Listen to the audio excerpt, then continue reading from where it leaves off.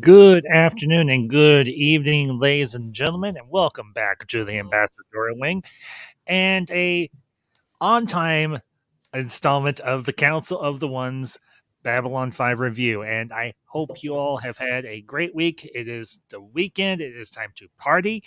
It is time to dig into one of our favorite topics, of course, and that was Babylon 5. And today we will be bringing you our thoughts on the episode and all of my dreams torn asunder.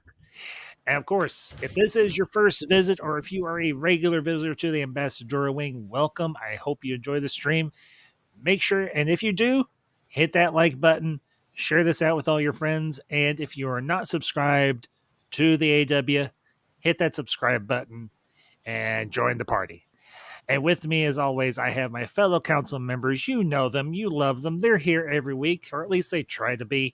Mountains of Elysium, Fiona Wolf, and Lord Koj. Lady and gentlemen, good to see. Oh, and hey, okay, hey, And power naps, yay, we can. And you can call him late, but never call him late for dinner. Our fifth member of the council, Mr. Sodrider. Hello. Hey, there he is. You're right on time. Zod, how you doing, man? I'm doing okay. I've been having a bit of a pounding headache, so I had to take some ibuprofen. That's why I was late. Sorry, my friend. Zod, my most sincere.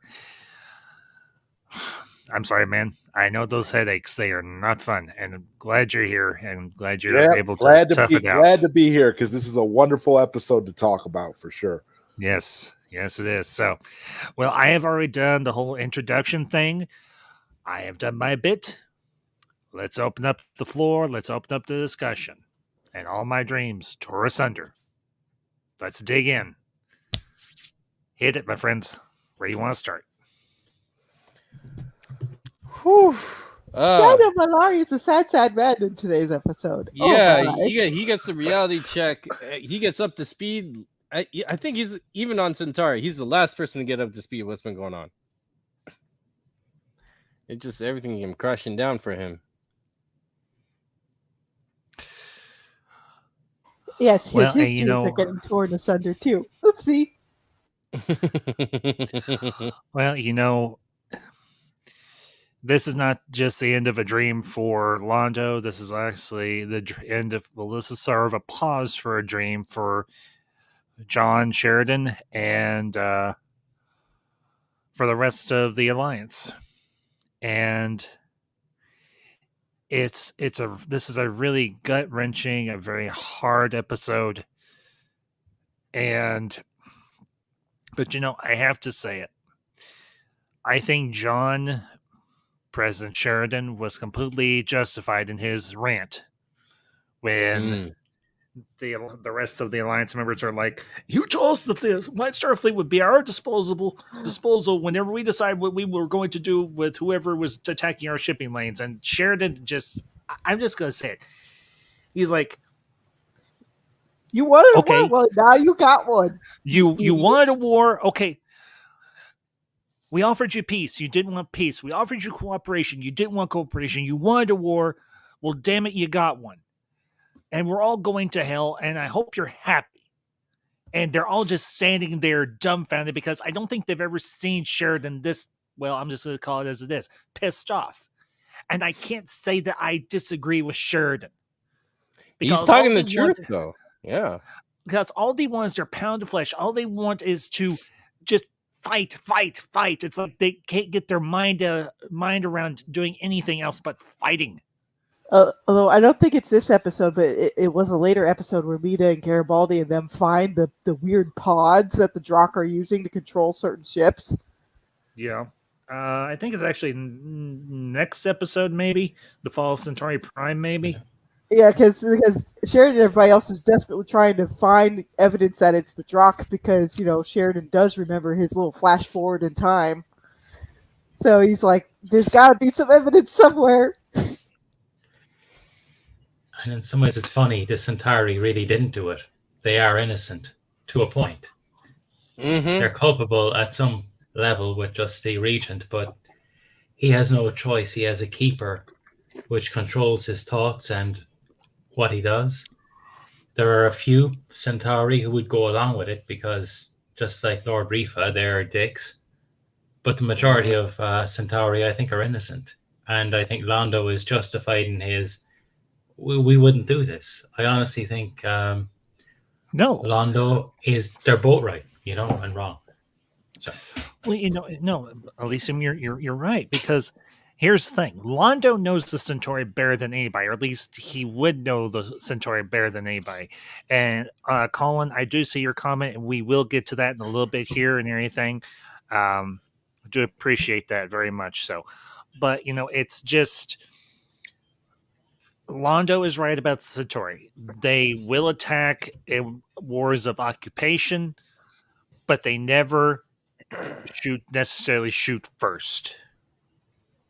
Anything unprovoked, and particularly against civilian targets, unless of course it is the Narn. But again, they do follow certain rules of engagement. Londo knows that everything they're doing isn't right. It doesn't go along with Centauri philosophy when it comes to war. He does remind me. Yeah, they do lock Jakar and him up. Like they would dare throw me in her trunk. Yeah, and we'll get to that too, because eventually Londo does go back to Centauri Prime, and yes, Jakar does go with him. And the minister, and I'm just going to say it, I hate that minister. I absolutely do. He is such a smarmy, overbearing little. He has such a quick, ignorant answer for everything. That actor is Irish, and he pretty much got our politicians. Well, not to get overly political, but he sounds like a lot of current politicians, but that's all I'll say here. But it's just, you do feel bad for Londo, you feel bad for Veer, because they worked so hard, they did everything they could. They killed a man to keep the Centauri safe, and in the end, it meant nothing. It's absolutely gut-wrenching, because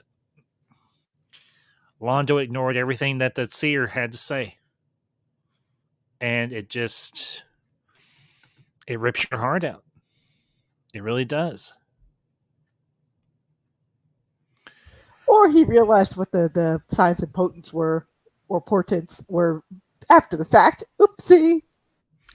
Yeah, that's a possibility too. It's just, this is quite literally the end of the line from Londo. Or it will be soon. This is almost the beginning of the end for him.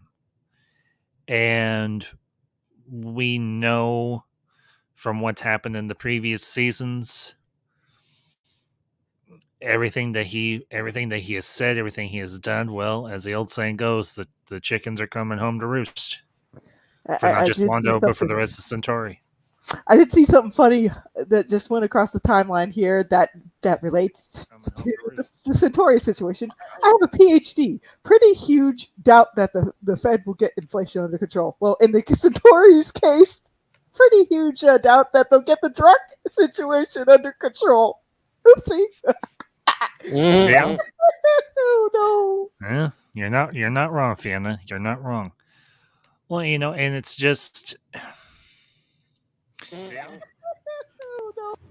you feel bad for everybody involved in this, except for maybe the rest of the members of the Alliance, because like I said a few minutes ago, they're nothing but a bunch of war hawks. They just want to be at war. They want to be in conflict. They don't want to try and build something better. All they care about is shooting and making things go boom, boom, and bang, bang. When that's not even what the purpose of the Alliance is supposed to be. Yeah, obviously there's going to be times when you do have to back each other militarily, but I'm just gonna say this, and this might be a little bit of hyperbole here, but the rest of the members of the Alliance are acting like the 8 men from the beginning of 2001. they're screeching and hollering at each other with their sticks and trying to posture and be the biggest guy on the corner when they all don't amount to a piss in the wind. But that's just my perspective. Y'all, I think, can obviously share yours. Obviously, no, I actually like your perspective. I agree. Yeah. It's a culmination of all these problems that I actually like your perspective. It's like all this culmination of all these problems that everyone's been ignoring that came to the table.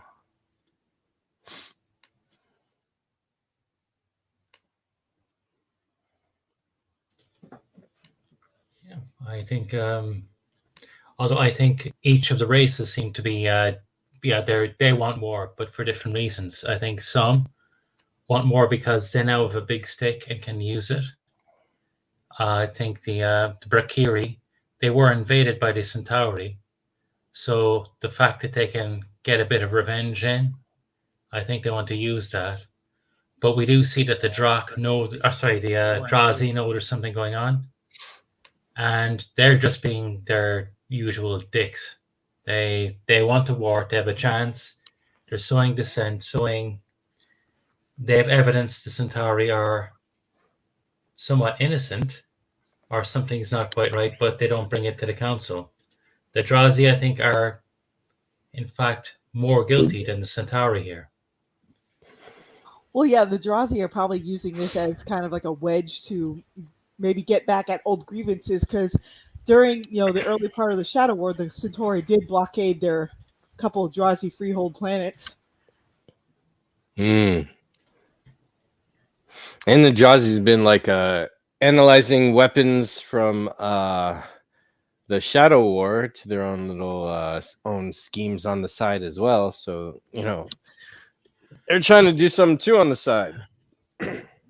Not being completely honest.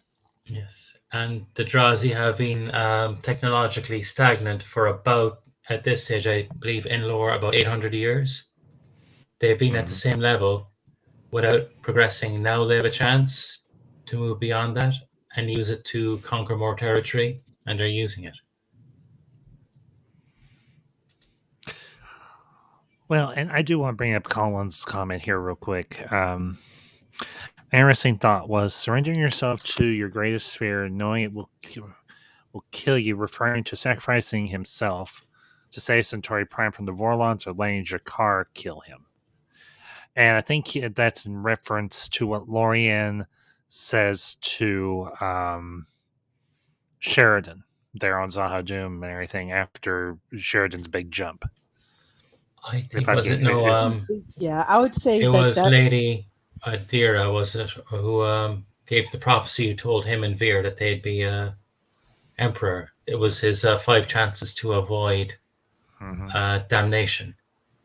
Well, yeah, and part of it, I think this is more in regards to letting Jakar help him kill the Keeper at the end, because the you must not kill the one who's already dead. Well, that was Morden's head on the pike, and that led to the Drac being like, "Oh, we're going to get revenge on you for getting rid of our masters." Yeah, and like I said, and everything, like I've said previously, Sheridan's words at the tail, I think it's at the tail end or the beginning of season 5 in regards to the conclusion of the Vorlon Shadow War, when he says we will be dealing with the fallout of this war for a very long time to come. And this is coming to a head here. And it's just, you want to just yell at the top of your lungs, stop, take a breath, figure out what's actually going on rather than just being reactive. And, it took them, as Sheridan, I think it was either Sheridan or Lanier said, it took them 6 months to get the information they needed to prove that the Centauri, or at least the Centauri, were being used by the Drac to commit all of these attacks on the shipping lanes of the Alliance. 6 months is a long time. That's a lot of lives lost. That's a lot of damage to every single one of the Alliance members' economies, their ships, their infrastructure, all of that. And it's I'm gonna say this for something as seemingly trivial, although it's not necessarily trivial, but something as minor as some attacks or several attacks on some shipping lanes to cause the entire alliance to just be at each other's throats, essentially. You have to ask yourself. Now, granted, we know in the future that the alliance does become something better, but at this particular time, you have to ask yourselves, are the members of the alliance, minus save the humans and the Minbari and maybe the Narn, just too blasted limited in their cognitive faculties, which is a nice way of saying, are they too damn unevolved to look beyond anything than just going to war over everything?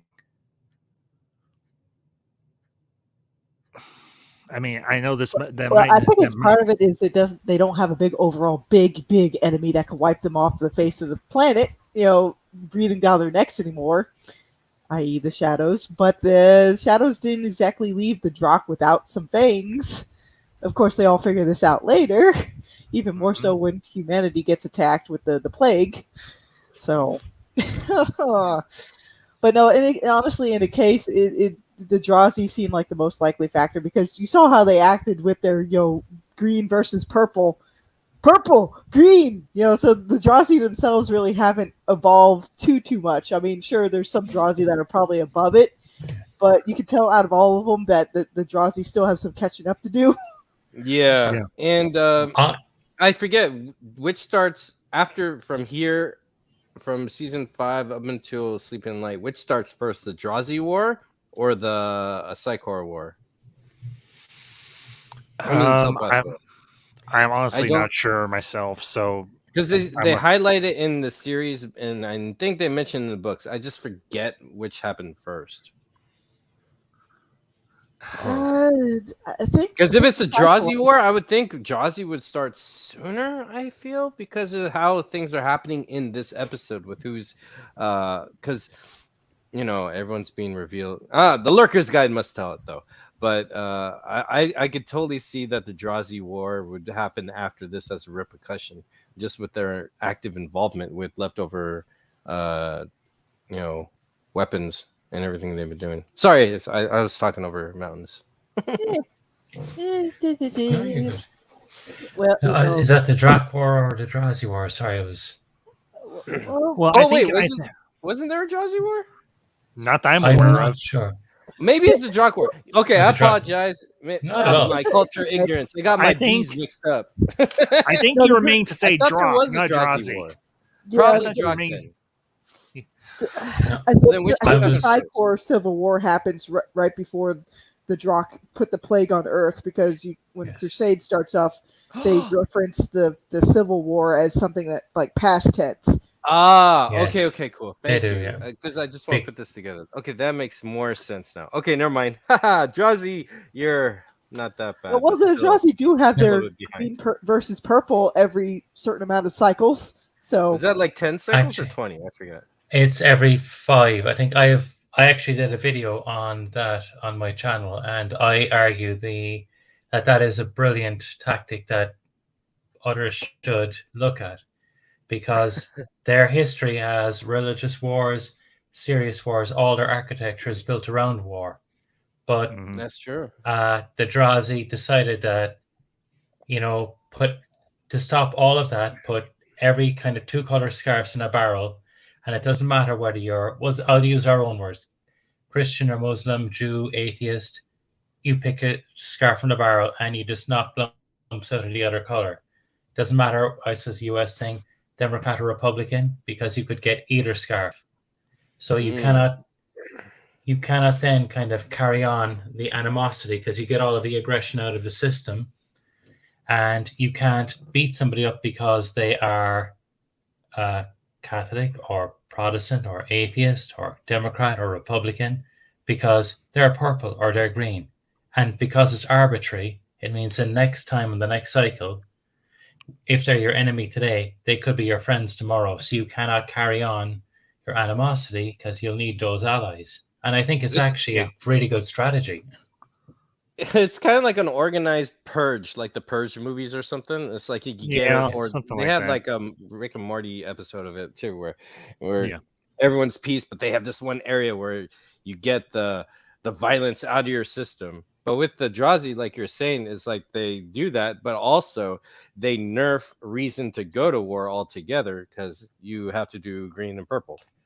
Right. Yep. Well, it's crazy. Yeah. Well, Zod, I know you're not you're not at 100%, but what are your thoughts on anything we've brought up thus far?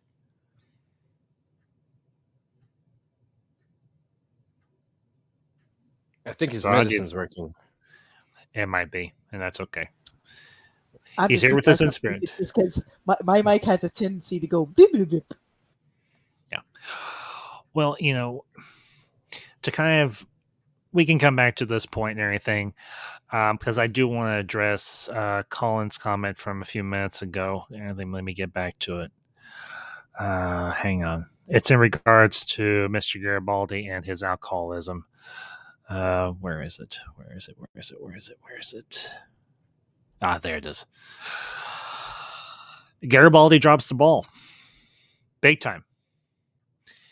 And because of him, a lot of people lose their lives. And unfortunately, they're now officially in a shooting war with the Centauri. It's a shooting war between the Centauri and the Alliance. And they have to do some very serious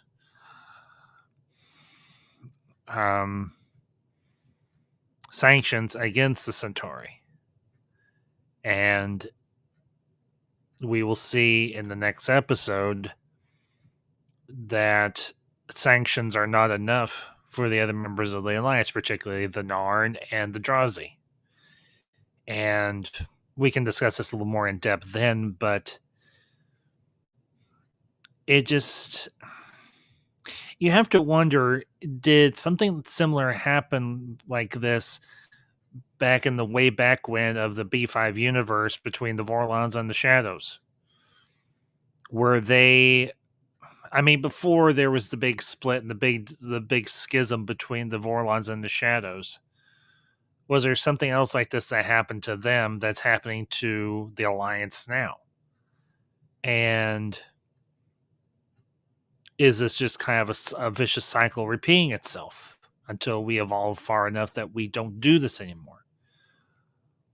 But with Garibaldi, he can't stay out of the damn bottle.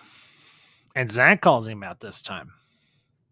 And he's like, you're not going to use any of this I'm better than you nonsense, or, well, you've done this, so you can't criticize me. He's like, if you're going to hurt me, then why don't you just shoot me? It'd be a hell of a lot faster than what you're doing right now. And it won't be quite as messy or quite as painful. And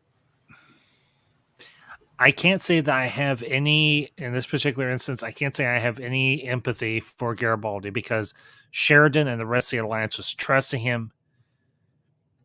And I know alcoholism is a very hard disease to overcome, but he had a job and he let everybody down.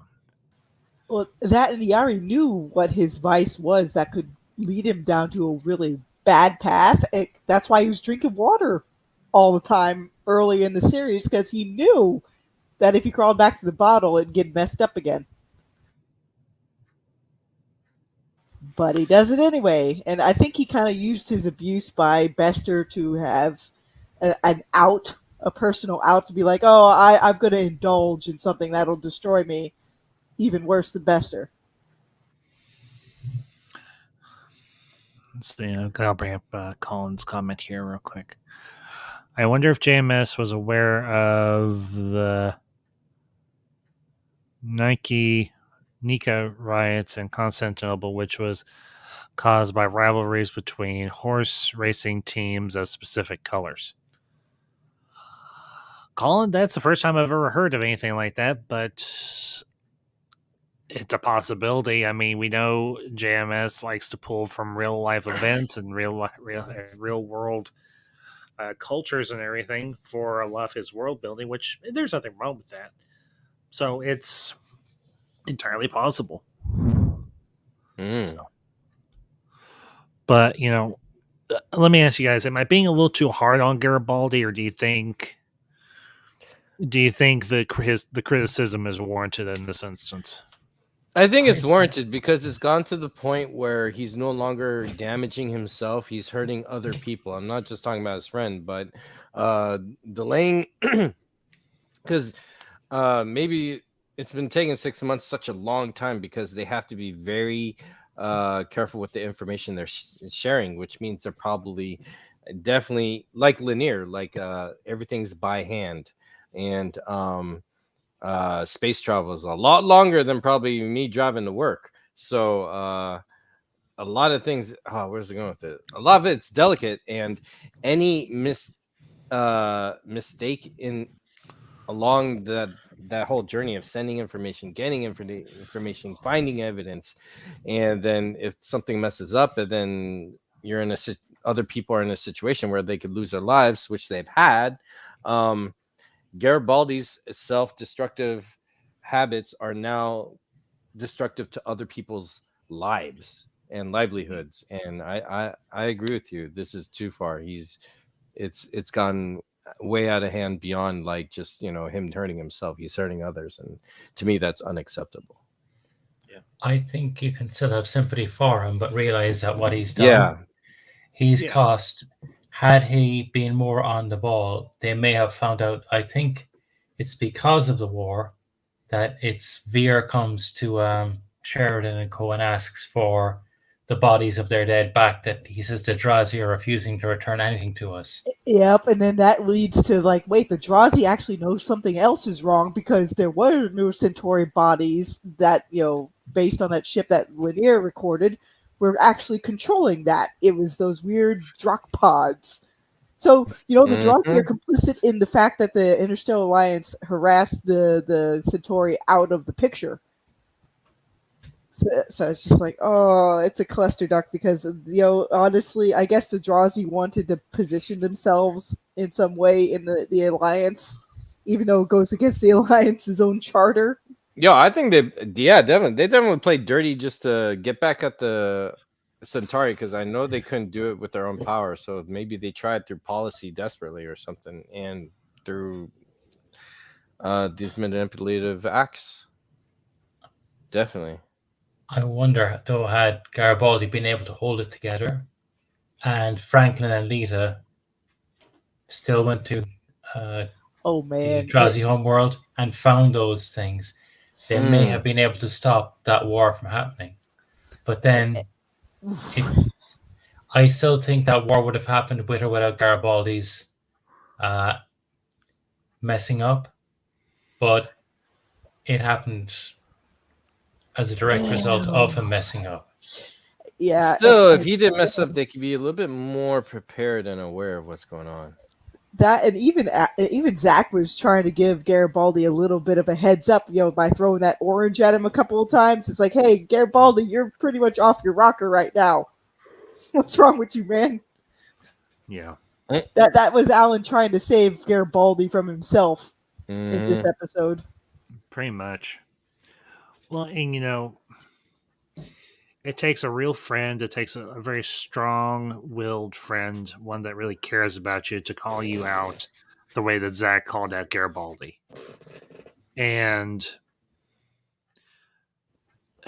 I can't say what Zach had to say and how he was feeling towards Garibaldi was wrong. Because this is someone that he looked up to. This is his former boss. This is the guy that gave him a chance when no one else would. And it's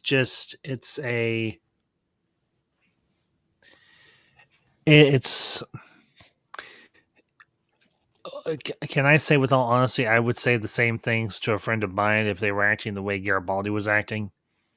Yeah, I would. And well, I won't give any details, but yes, I have. I've said Mhm. I've been very blunt. I've been very forthright. At times, I've been maybe a little inflammatory in how I said things, but it was to get a person's attention. It wasn't done just to have sheer meanness, and that's what I think Zach is trying to do for Garibaldi is say, "Hey, dude, you are in a very bad way here. You are not just hurting yourself now; you're hurting everyone else around you." And he's like, "If you're going to keep doing this, then you might as well just take this PPG, shoot me, and then shoot yourself. That way, you won't hurt anybody else further." And Zach's not wrong. I mean, in this particular instance, Zach Allen is Garibaldi's truth sayer. He's like, and I think we all need something like that in our lives. And thankfully, for speaking just for myself, I have that. She's called Ma'am Ambassador. And I think in this case, go ahead, Fiona. Go ahead. No, just think for this episode, I really get where Delenn's coming from because her actions caused a great loss of life as well. So she's just seeing a lot of bad stuff repeating itself because people are making the same mistakes she did when she was really pissed off, for lack of a better word. Yep, follow them back to their bases and kill them all. Huh. Oof. Yeah, which is exactly what happened during the Earth-Minbari War. So, and I like that Colin brought this up. As I mentioned before, Jerry Doyle insisted that if they give Garibaldi an alcoholism story, it have real weight. And in this case, it very much did have real weight because it's destroying him. It's potentially destroying his relationship with Lise. It's destroying any hope of. Well, it did in fact destroy any hope of keeping the Alliance of the Centauri out of a shooting war. And it destroyed any hope of us getting any future movies or TV appearances by Michael Garibaldi because it destroyed the real man as well. Damn. Because Jerry Doyle was dealing with alcoholism. So yeah, it's more poignant now in the context of viewing Babylon 5 as a whole than it ever was back when it was airing, when you think of the real world context. Yeah. Yeah. Because as I understand it, Elysium, go ahead. It's all right. Sorry, Matt. No, I kind of feel it's also poignant that we do see him mess up, and bringing in the alcoholism is important. But we also see that for us, Garibaldi is a sympathetic character. We see what brought him there. We want to understand, and sometimes I think we want to give him, yeah, it's understandable. You've been through a lot. So we see our guilt in Garibaldi's messing up just as much as Garibaldi's at fault. Yeah. Well, and sadly, as Fiona put in our private chat, it was alcoholism that took Jerry Doyle's life. And he's only 60. That's young for today's day and age. It is. Yep. Yeah, absolutely. Yeah, considering my the uncle we just lost back last month, he would have been 70 this coming September. And like 75 to 80 seems to be the average median of most people nowadays. Yeah. Mother Ambassador's beaten that by a year. I think she's 76. So, but it's so. This episode is very much a downer because the episode is always for the episode is perfect. Well, I would say there is a bright spot. Like, it shows how Dr. Franklin is willing to protect Veer, even when the Centauri are being ostracized. Yeah, that's and that's another thing. Londo goes back to Centauri Prime, and he's like, "No, I want you to stay here. We need somebody while they have me locked out." so that once I get the evidence that we need, I can get it to you. But then I you like have, that. yeah, but you have Franklin coming to him and saying, look, it's turned into a shooting war. We need to get you someplace where nobody's going to find you, and we'll make sure you get all the information that you need from the Centauri. And it was, when you have those three, Berkiri, Corner, Franklin, and Veer, and I'll just say it, Dr. Franklin lays them out. He kicks some Hell ass. yeah! That was in my notes. I was about to bring it up. He was badass. Hell Yes, he yeah! was. Franklin, my boy. He knows a few things, you know. Yeah. He definitely keeps in shape. Yes, he does. Well, and that's. But the thing is, you even feel bad for Veer, because particularly in that first scene of the episode when him and Londo are going to the council meeting, and Zach is like, "Don't make this any worse than it already is." And Londo already walks off, and Veer walks up to him and says, "Worse? How can it be any worse?" Things are about. I think Veer knows deep down that things are about to go sideways, and about to go sideways very badly. So, and I do want to say Also, hello Veer's to. whole world is turned upside down too, in a way. Yeah, because yeah, he thinks everything's in structure and working out, and he's got a heart of gold, so he always hopes for the best. So this is probably astronomically horrible for Veer. yes. And this is the first step Londo takes to protect Veer, because he still remembers that the Lady Morella said, both of you will be emperor. And you know what Londo takes away from that? It's like, I gotta make sure my boy stays out of most of this trouble. Yep. Yeah. Speaking of boys, also Jakar, he's still staying by Londo, and I love that, because that's a testament to how much not just friends, but I really feel they've become like brothers, Yes. The worst of enemies have become like the most kindred of souls. Yes. So, sorry, Ambassador. That's all right. Go ahead. Yes, I like how Jakar managed to deal with the counselor, Dick, that he was saying it must be terrible for you, and he knew he was talking to Londo, but he said, yes, it's a terrible burden, but I put up with it. And he also says, it's a natural musk. I quite enjoy it. So, and I do want to say hello to the chat. Drake Tungsten. Drake, I know you've been here for a little bit, but Bureau 31 and Price is Right reviews, guys. Good to see you as always. Hope you're having a really good Friday. So NB's been in the chat too, so say hello to him. Who? NB Geek. Oh, NB, yeah.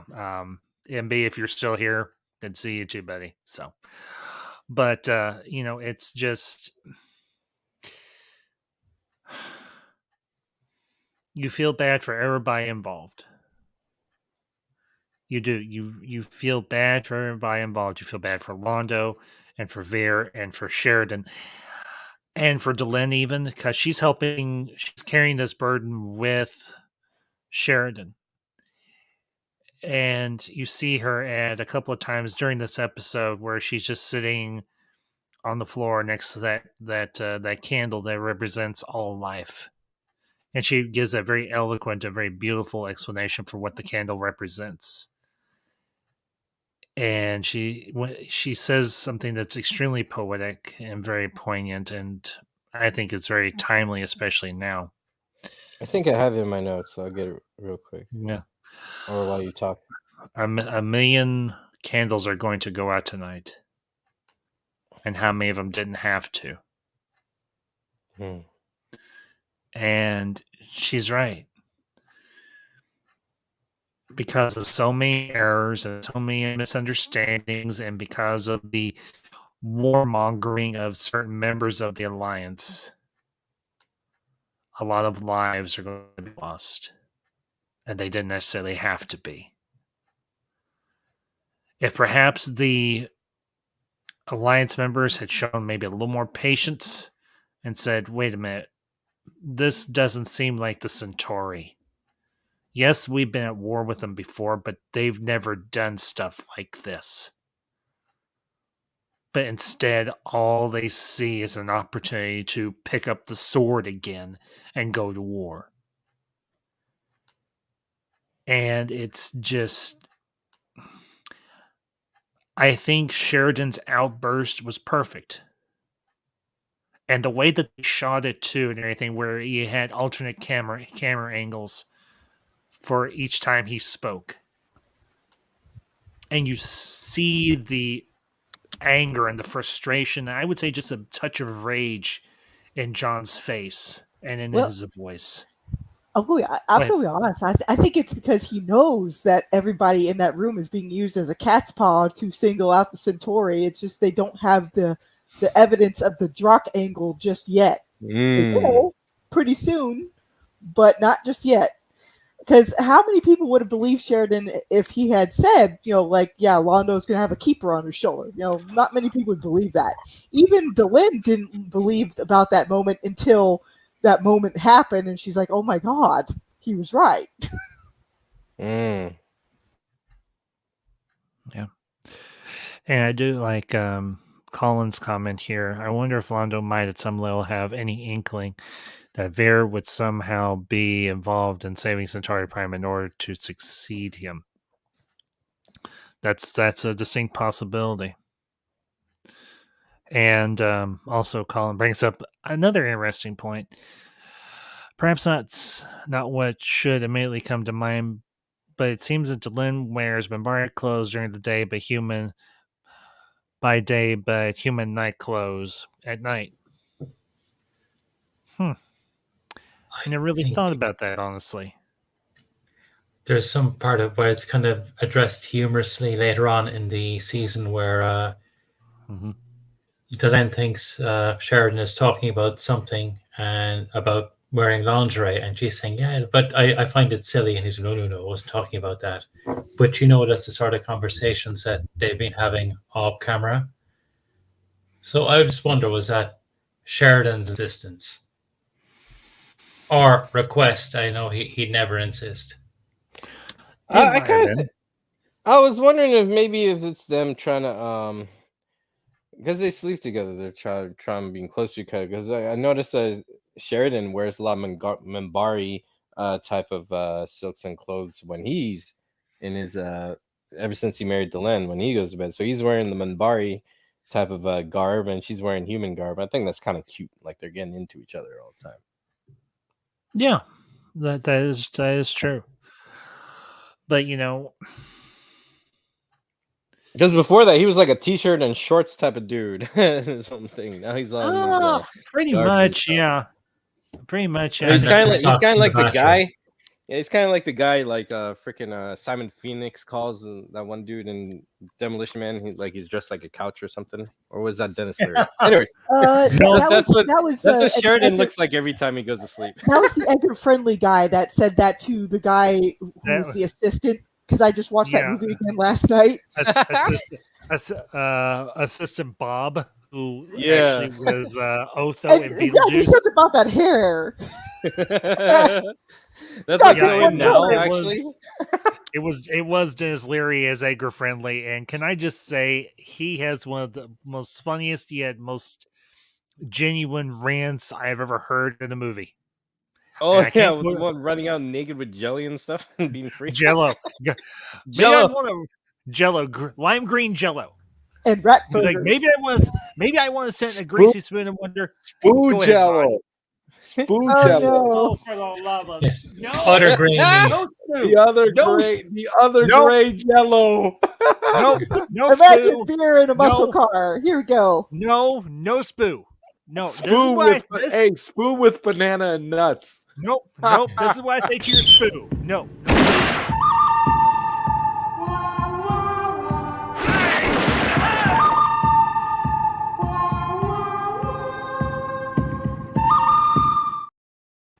The good, the bad, and the spoon. I'm trying to think, like beard wise. What's that considered? Like a 5 o'clock shadow? Yeah. Koji, you're gonna make me pull out that one drop. Okay, I submit. Good sir. You'll make me do it. No. I'll pull out that one drop. I'll do it. In a heartbeat, Gonna I'll do whip it. you like poor Jakar was whipped by the Centauri Empire there. Oops. Oh no. Colin, you did it. Colin, this is all your fault.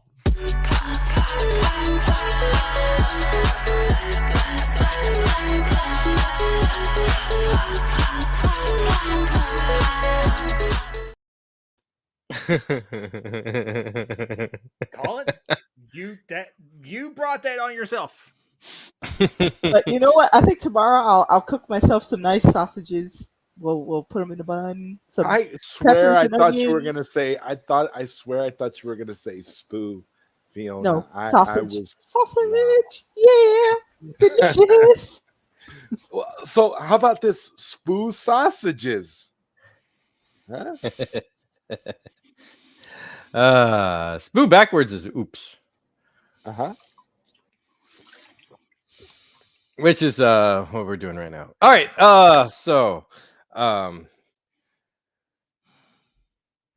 feel for Spoo is Sheridan. officially As far as like the fast forward on Sheridan, no, it's expanded more in the books, especially with the Centauri Prime trilogy. You'll see that Sheridan actually understands a lot more of what's going on once Sheridan of the future gets back into his own body, because he was like temporarily displaced, like he was asleep when his younger self was temporarily in his body. So yeah, they actually by then know a lot more of what's going on. Yeah, that is such a trippy moment in time and space. Imagine being like that though. Imagine going into the future as your current self and making your future self sleep so that you could live the life as your future self for a few moments. Imagine just how weird that would be. That's the reason why I totally stole that angle for my own series with the closed loop time travel stuff. It's fun. I think it's probably real. I think it's how time travel would work in real life if we actually had time travel. Because if you think about it, how else could you occupy the same time and space that you would that your other self would be in, unless it creates another timeline where no matter what happens, you still exist, whether your other self is there or not. But that's the going theory of what happens. Time travel just branches off. But with your idea, with what's being depicted here, I think that works even better. So technically, you could go into the past and visit your previous self, but your previous self would just be asleep while you lived. Yeah. That seemed kind of like what they did in Days of Future Past. I eventually tie it into kind of like a tesseract where you are having conversations with your future self, but your past self isn't aware of certain things because your future self blocks off certain things. It's all sorts of fun. Yeah. Awesome. So thank you, Babylon 5, for giving me a fun idea to go traipsing out into the forest with. Could explain where the other sock went if you go back to your past self and you grab that sock that was missing. Could explain it. But no, this series gave me a whole lot of ideas to go off in different directions. Like, I just felt bad that so many races in this series were used as catpaws for eldritch abominations, where I thought to myself, what if everybody got a little bit more in tune with what was going to happen and like they're building up towards it to circumvent the evil people? Yay! That would probably solve. That's the reason why the uplifted humans, like the Lorian level humans in the future, I think do a better job of caretaking things from the looks of it, because they really took to heart what happened to them. And I have a feeling that those humans will eventually go off peacefully to follow Lorian and everybody else when the time comes. Yeah, it's kind of like a blackout too. That because Sheridan even says in the Centauri Prime trilogy, it was like he was temporarily asleep for that segment. I mean, because his past self filled in the memories eventually, but you know, that's why he apologized to Delenn when he fully came back to himself. He's like, "Sorry, I didn't really listen to your warning the way it was meant to be listened to." It's like, oh. Well, I'd like to see a what if story about what if Sheridan never went to Zahadu. Well, there's a fan fiction for somebody to write. I've actually had dreams about that scenario. That'd be really interesting to revisit. Well, or what you could do is you could be like, I'll make my own series, but have these characters make different decisions from what happened in my favorite books or other mediums. Like, ooh. Like, what if they just flush Ari Benzane out of an airlock? Yeah, pretty much. But Strickland first. Yes, let's. That's not a bad idea. Just take everybody that was frustrating, aggravating, or just an annoyance and flush them out of an airlock. Just space them. We need breathing room. Earth, Hitler, 1938. Oh, never mind. Oh, yes. Wrong movie. Star Trek 6, The Undiscovered Country, spoken by Christopher Plummer, playing General Chang. Yes. Mic drop. Bam. Oh, I thought it was a nice touch in this episode where Jakar entrusts the last bit of his book to Delenn. Considering how they start off the series at each other's throats in some ways. Jakar started off at everybody's throat. Jakar pretty much started off at everybody's throat. So it's kind of like you talk about a character arc. That's how we know that J. Michael Straczynski is the true master. Because honestly, I mean, okay, yes. Last week was, I'll give you an example. Last week was, I think it was last Wednesday or Thursday was it this week, was Twilight Zone Day. And I was, and I had gone back and watched, had finished up watching the 1980s run of the Twilight Zone series. And did you guys know that the third season of the Twilight Zone was pretty much show ran by J. Michael Straczynski? And I thought that was amazing because thinking about it, we know all this stuff about Mr. Morden, about how Mr. Morden was kind of modeled after Rod Serling. So the idea that, and then I thought about it, I'm like, well, yeah, if J. Michael Straczynski had some of his, earlier television credits in the 80s version of the Twilight Zone, it would make sense that he would have a deep tie to Rod Serling and would want to, emulate that somehow in his sci-fi epic. But the reason I bring that up is because did you guys notice a lot of elements, particularly throughout this fifth season, where the show feels very Twilight Zone-ish with circumstances and things that occur. Like, I mean, the Day of the Dead episode notwithstanding, but I'm just saying that there's so many little elements in there that feel very Twilight Zone-ish to me. And I just wanted to know if I was the only one who felt that way. No, I agree with you, Zach, because the cool thing about everything he creates is I feel they're all, even though it's different franchises, different universe and whatever, they're still interconnected. Because even I was making observations from, I don't know, however episodes back we did this, like even because JMS was a writer for Masters of the Universe He-Man series, and he did the whole Morgoth, god of the underworld, and that's apparently also a god in the Centauri mythos, and a lot of that technology and fantasy and Masters of the Universe type of style is also, we see that in the cultural world building architecture of this Babylon 5 universe that he has, and with those trippy Twilight Zone like miraculous, horrific, unexplainable happenings and characters too, like, because they all have that, like even Bester has like that Twilight Zone tone. You could put Bester in like a Twilight Zone scenario and he would like hold him, it would fit, because he has that like little haunting, mysterious, weird, like something's weird. Well, he's in reference to that, Koj, when I was on my big Twilight Zone kick, I was researching and I found out that the director who directed the movie, Donnie Darko, is making a Rod Serling biopic Wow. And I thought about it. Ooh. Had they made this biopic a decade or so ago, they could have used Ed Wasser, who played Morden, to play Rod Serling. I think he would have been perfect Dude, for that'd be Serling. nice. Oh, I mean, it would have been wow. like it'd be like perfect casting. Like it was such a good. He was such a good Rod Serling. The whole character was such a great Rod Serling homage. It was amazing. Mhm. Oh, I love that. Agreed. Sorry, speaking of directors, the director of this episode was Mira Furlan's husband. Really? Oh, What is cool. it? Yeah, Goran Oh, wow. Gayak. He was the guy who's named after David Warner in season 1 with the Grail episode. That's who that character was named after. So, yeah. Wow.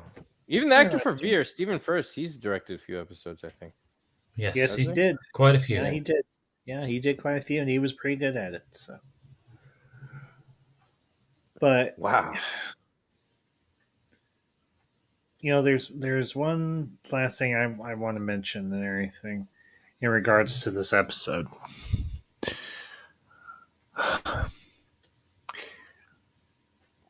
And it's kind of something I just brought up a few minutes ago, but I think it warrants maybe just a few minutes more attention paid to it. And that's Delenn's comments on what's about to happen in regards to the war between the Alliance and the Centauri. And you all know me, I don't get like terribly political, if ever, and if at all. But I think Delenn's monologue at the end of this episode, considering everything that's going on in the world right now, is particularly timely. Because with so much chaos and so much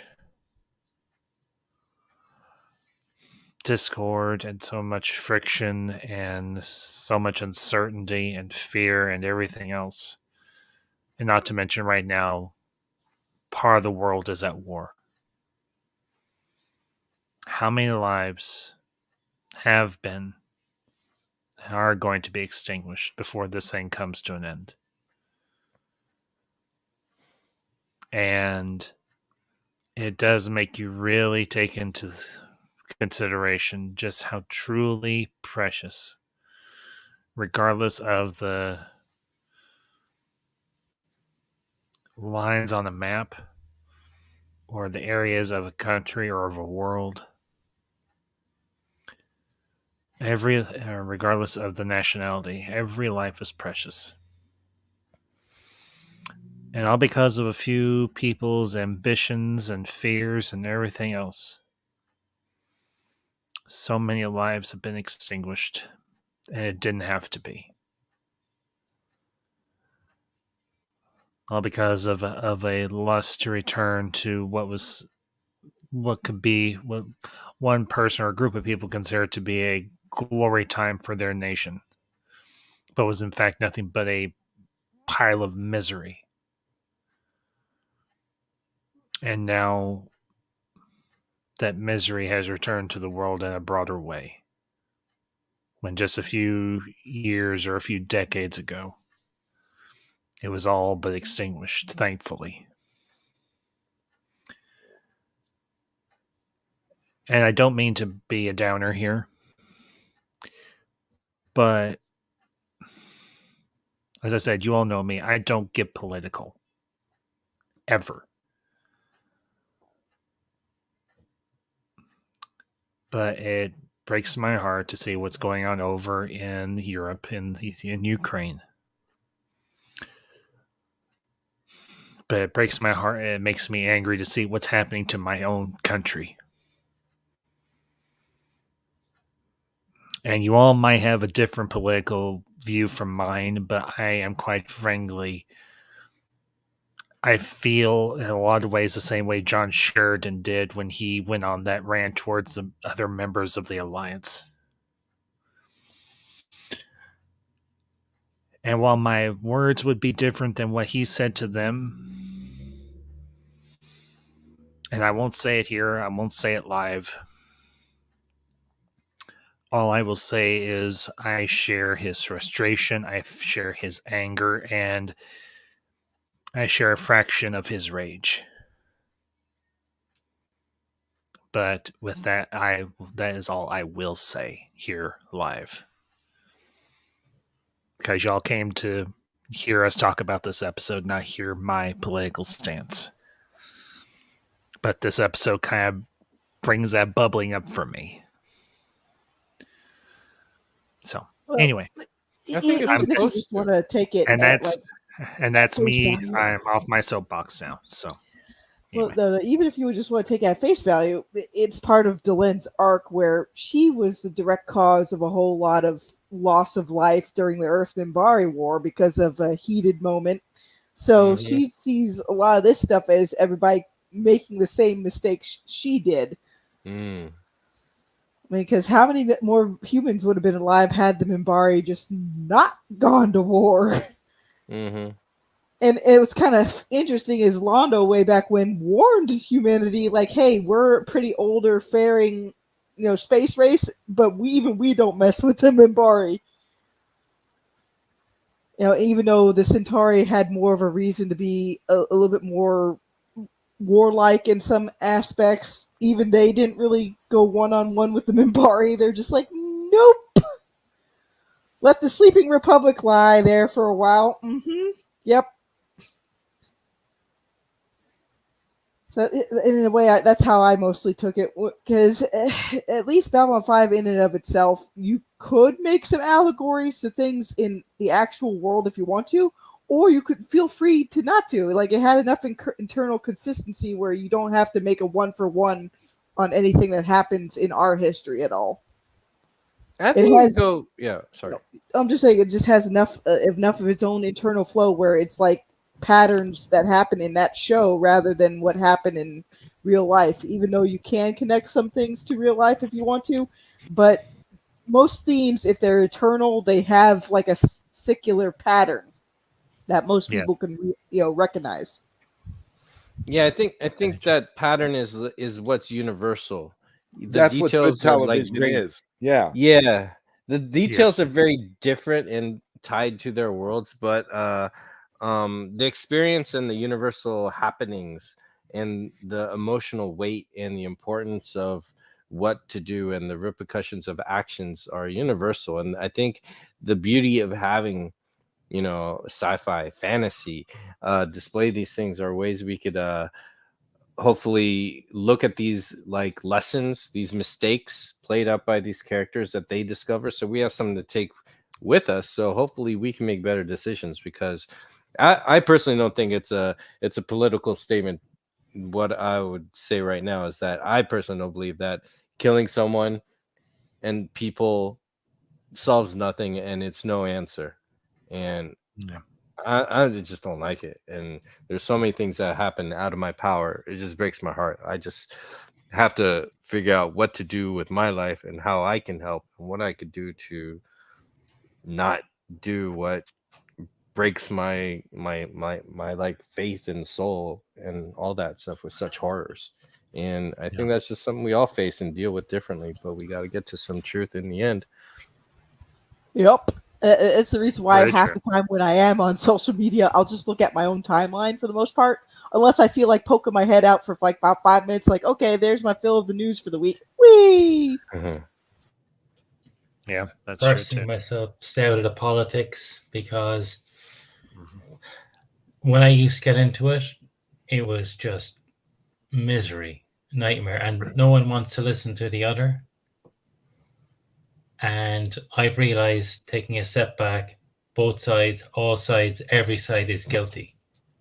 We need to meet in the middle and find out, just share our commonalities and accept our differences where we don't meet. Yeah, and people don't want to do that. Sorry, lots of people. No, you're fine, Elysium. You're fine. So, but guys, I think good discussion, and unless there's something else, unless we missed something else, Fiona, okay. If there's something you want to share, just come out and say it. Quit with the giggling. The fact that the Prime Minister locked both Londo and Jakar up showcases that even Londo's out of his own bureaucratic loop. Even though initially Londo was at the heart of his bureaucratic loop back when he was teaming up with Morden. I think we needed that moment, a little Seinfeld comedy at the moment where he's like, where he goes, I go too, and then close the door. He's like, shut up, I didn't say anything. Jakar is like Lydia. He's there to help carry Londo's burdens, even in prison. Yeah. You're not wrong. One thing to look at is the different faces that Londo puts on. The face when he's with Veer where he's concerned, and also the face when he's in the council chamber and he's resenting Centauri Prime. He knows himself once he gets the evidence that things are wrong, but he still has to bluster and be strong in front of others, even though he mightn't feel it himself. Yeah, he's a really good politician. He's got that. He knows how to hold a front. Because the other Prime Minister, the one that loved the pastels, he tried to warn Londo at the very end. It's like, you have very little time left, and it's just like, oh man, like that poor guy got the short end of the stick. Yeah. And he was even more innocent than Londo was. But but innocence doesn't necessarily negate consequence. Not especially when Mr. Morden's allies were like determinators to completely entrap the Centauri into being like, oh, it's either our way or you just die. Which one do you want? It's like, oh man, that's no choice at all.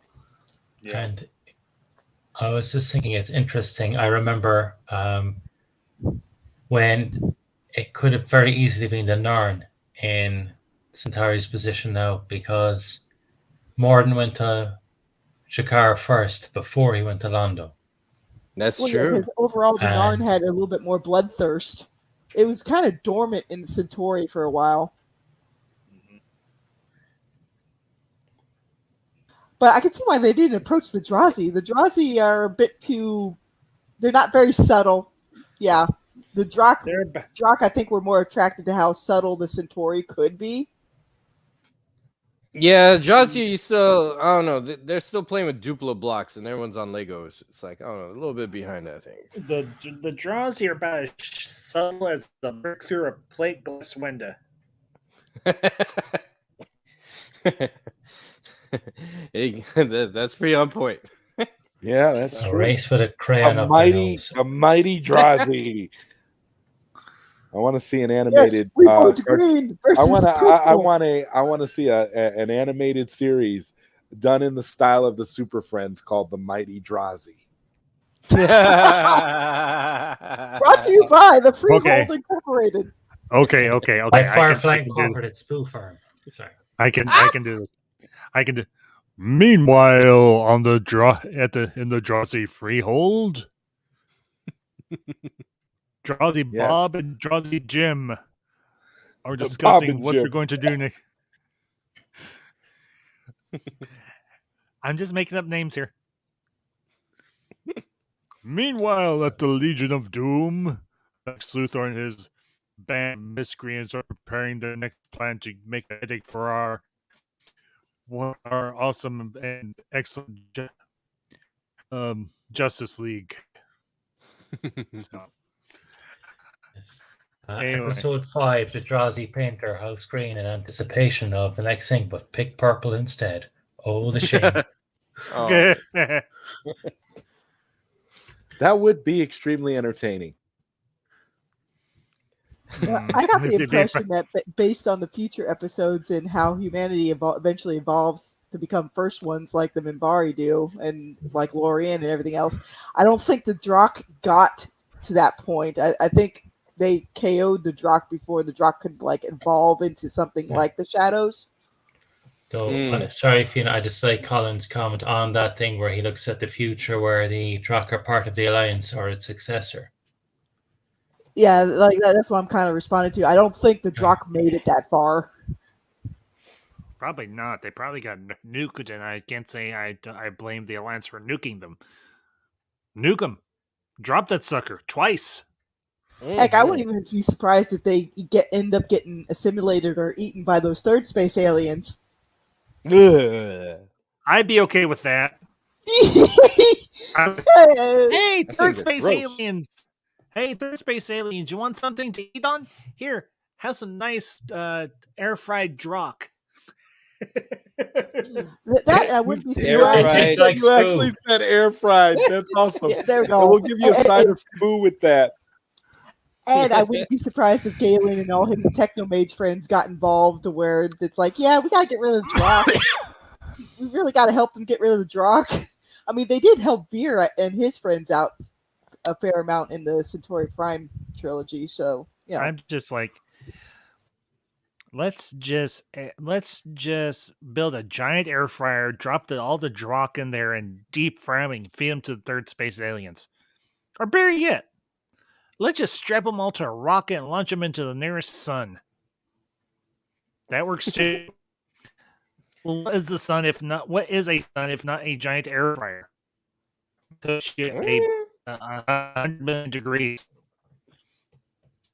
Oh, if you decide to Just do a saying. space fantasy, you could always have the bad guys try to make the sun into like kind of like a hellscape that tries to summon more zombies. Oopsie!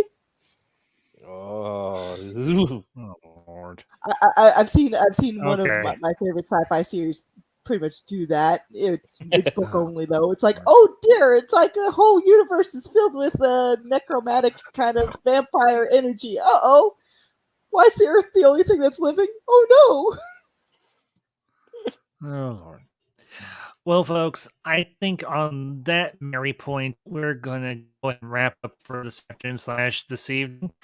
I want to thank all the members of the Council, Mountains of Elysium, Fiona Wolf, Zod Rider, and Lord Kojak, guys. A great, great discussion. We will, of course, be back. Actually, no, because we'll have to talk off air, but we will be back in a couple weeks or so.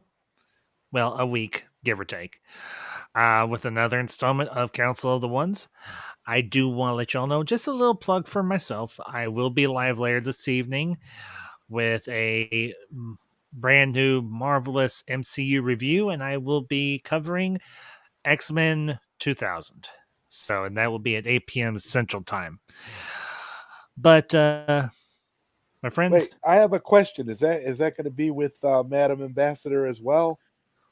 no, that'll just be me and whoever else wants to join me. No, okay. Yeah. So, but me and the missus I will be taking tomorrow off. No streams, no videos, no nothing tomorrow because we will be celebrating our 7-year wedding anniversary. Granted, our anniversary isn't until the 16th, but I have the weekend off, thankfully. And we're going to enjoy it. We're going to go see Doctor Strange in Multiverse of Madness. We will be bringing you all our thoughts on it this Sunday night. This Sunday. We haven't decided on a time yet. Awesome. So, yeah. Awesome. Well, happy anniversary. That sounds happy great. anniversary, bro. Thank you, guys. Eat cake. Cake is awesome. Nope, no cake. So, but anyways, folks, you all have a great afternoon, a great evening, and a great weekend wherever you're at. And we will see you next time. And until next time, this is the Council of One saying, and a 3, and a 2, and a 1. Zooty! Zooty! Zooty! Zoot! Watch out for Space Cthulhu! Zooty!